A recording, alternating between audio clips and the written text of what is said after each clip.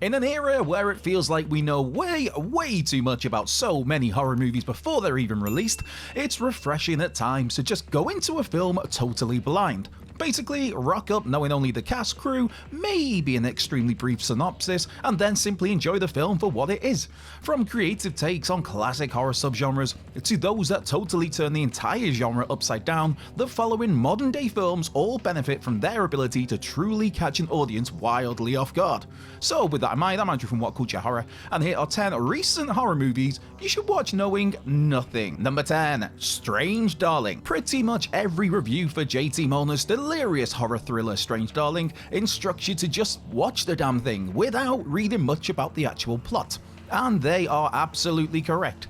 All you need to know about Strange Darling is that it revolves around a cat and mouse game between a man and a woman, played by Kyle Garner and Willa Fitzgerald, following a one-night stand. And that's it. Literally all you need to know about the film. Strange Darling is far from your ordinary chase thriller though, as it cleverly plays with genre and narrative structure in some unexpected ways, while serving up some deliciously hard-boiled dialogue and plenty of brutal, wince-inducing violence. It's also beautifully filmed by Giovanni Ribisi in his first foray as a cinematographer, while the central performances from Garner and Fitzgerald are absolutely note perfect. If you're in the market for a superficially familiar genre outing that's got some neat tricks up its sleeve, then look no further than Strange Darling. Number 9. Odity. Damien McCarthy's follow-up to his acclaimed Caveat is another lo-fi chiller that makes the absolute most of its few locations, small cast, and one very creepy mannequin.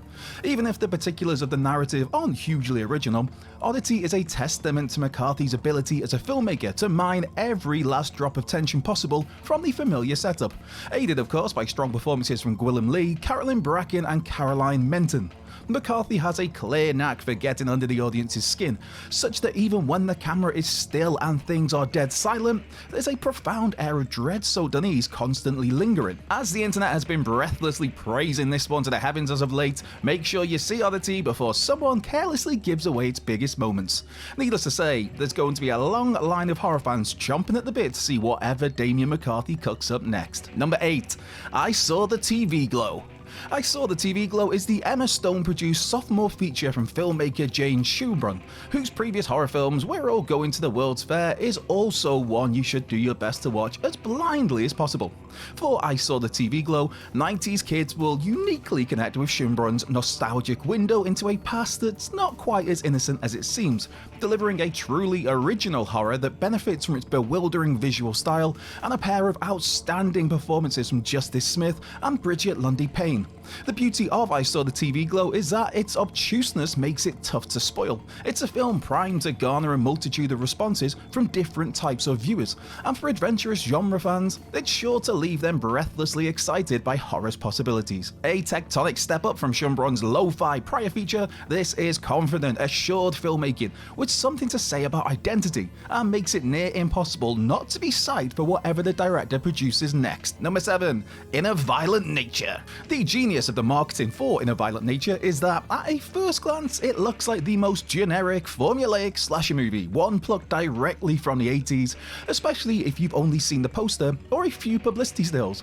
But Chris Nash's expectation-defying film is so much more than all of that. And without giving anything away, In a Violent Nature finds a unique through line with which to reinvent the slasher subgenre as we know it. Though it certainly won't hit for everyone, and it does require you to be familiar with slasher tropes to fully appreciate what Nash is going for, In a Violent Nature nevertheless offers up outstanding visuals, extremely crunchy sound design, and a few of the most shocking kills in recent memory.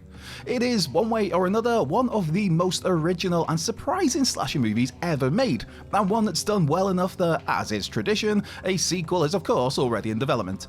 Whether you unapologetically love the most base and trashy of slashers imaginable, or find the whole subgenre totally tired and played out, In a Violent Nature has some fascinating sights to show you. Number 6. Milk and Cereal. You've absolutely zero excuse to skip found footage horror Milk and Cereal, considering that it was released for free, absolutely free, completely free, on YouTube back in August. where it quickly became a viral phenomenon on social media.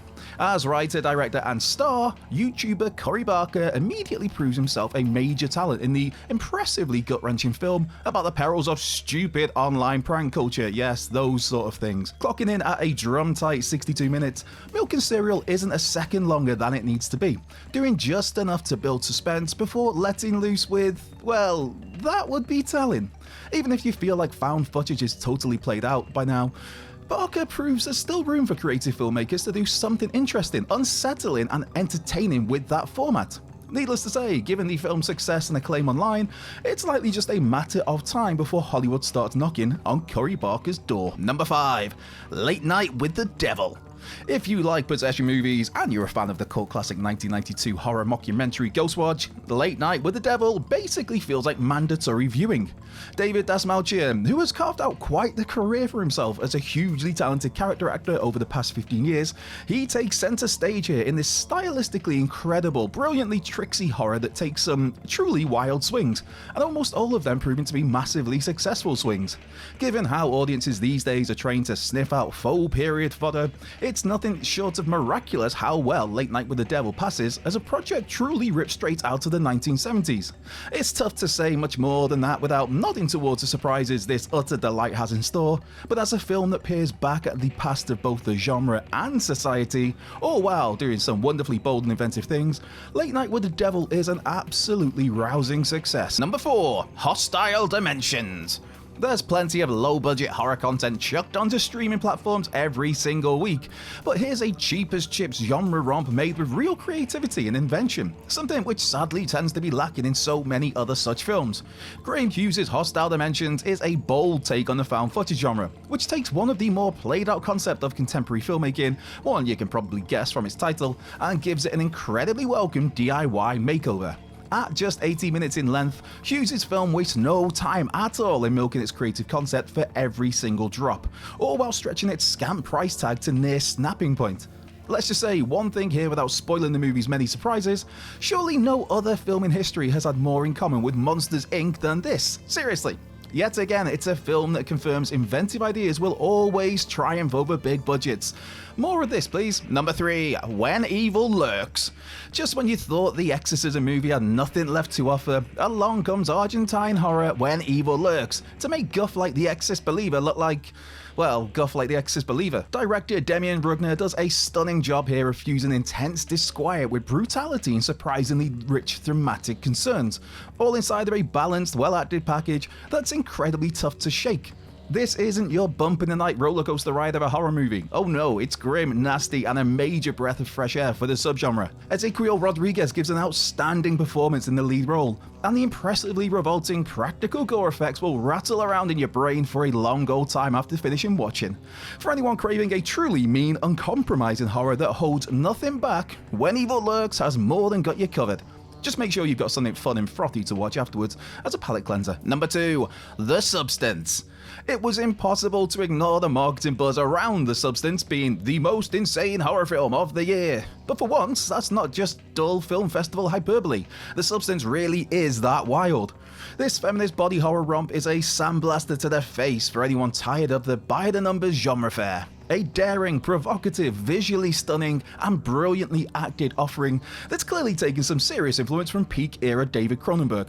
Demi Moore gives the performance of her career, and one that would be caught in serious Oscar consideration in a just and right world, while Margaret Qualley is equally terrific in a challenging but brilliantly crafted exploration of beauty standards, female bodily autonomy, ageism, and so much more.